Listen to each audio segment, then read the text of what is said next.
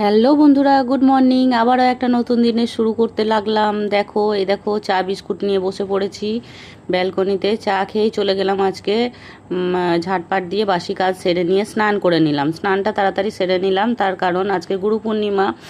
আর পূর্ণিমার দিনে একটু সকাল সকাল চান করে নিয়ে পুজো করে নিয়ে তারপর রান্না করতে বেশ ভালো লাগে, তাই ঠাকুর পুজো করতে চলে এলাম। এই দেখো, ঠাকুরকে জল দিচ্ছি এখন নকুলদানা বাতাসা দিয়ে। এই যে গোটা ঘরে একটু ধুনো দেখিয়ে নেব। এই যে গোটা ঘরে একটু ধুনো দেখিয়ে নিচ্ছি। এই যে আমার তুলসী মন্দিরেও একটু দেখিয়ে নিলাম। গোটা ঘরটাই আশেপাশে সব দিকে দেখিয়ে নিয়ে চলে এলাম। আমি কিন্তু ড্রেসিং টেবিলের সামনে একটু ক্রিম মেখে নিলাম, এখন পরে নিচ্ছি একটু সিঁদুর। এরপর কিন্তু আজকে টিফিন করিনি, তাই দেখি কি খাওয়া যায়।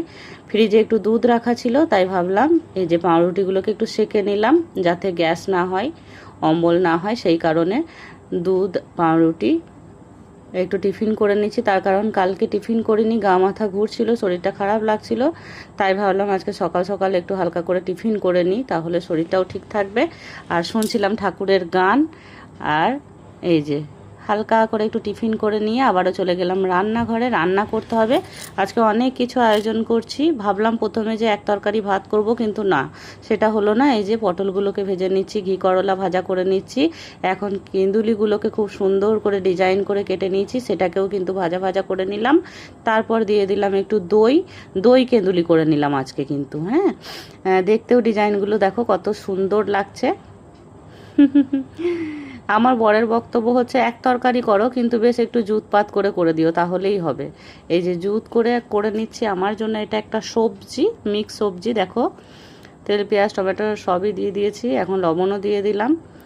এই সবজিটা আমার এই ডায়েটে খেতে বেশ ভালোই লাগে। সমস্ত রকমের সবজিটাও পেটে যায় আর খেতেও বেশ ভালো লাগে। সমস্ত রকম মশলা টশলা দিয়ে সিদ্ধ করে এই দেখো লাস্টে আমি একটু সাদা তিল ছিটিয়ে নিলাম। এরপর বানিয়ে নিচ্ছি সয়াবিন বড়ি আলু আর পটল দিয়ে একটা তরকারি। এটা মশালেদার করে আমার বরের জন্য বানাচ্ছি, এটা একটু মুখরোচক হবে খেতে বেশ। দেখো সুন্দর করে বানাচ্ছি, টমেটো কেটে মশলা দিয়ে বেশ সুন্দর করে। তো এটা হচ্ছে একটু হালকা ঝোল রাখবো, তাহলে ওর খেতেও সুবিধা হবে। করে নিলাম পটল ভাজা, ঘি করলা ভাজা, কেঁদুলির দই কেঁদুলি।